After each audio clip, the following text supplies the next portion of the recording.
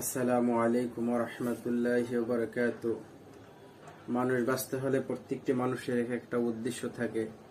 কারো আবার উদ্দেশ্য থাকে হালাল পন্থায় এবং কারো আবার থাকে হারাম পন্থায়।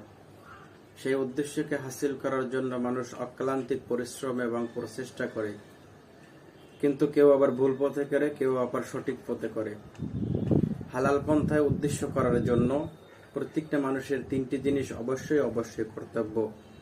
প্রথমত সহি নিয়ত করা, দ্বিতীয়ত দোয়া করা, তৃতীয়ত চেষ্টা করা। সহি নিয়ত করতে হবে যে আমি ওই কাজটি অবশ্যই করব এবং এটা আল্লাহর রাজি খুশি করার জন্য করব, দ্বীনের খিদমত করার জন্য করব। দ্বিতীয়ত দোয়া করা।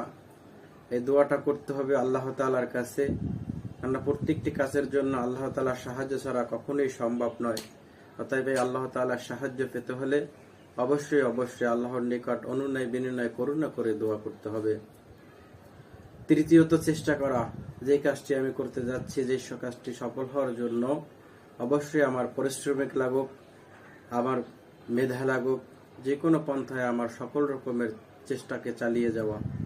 তাহলেই একজন মানুষ অবশ্যই সফলকাম হতে পারবে এবং ওই উদ্দেশ্যকে হাসিল করতে পারবে। আর এবং উদ্দেশ্যকে যখন হাসিল করতে পারবে, তখন তার জীবনটা হবে সুন্দর এবং কল্যাণময়, দুনিয়া এবং আখিরাতের কল্যাণ ও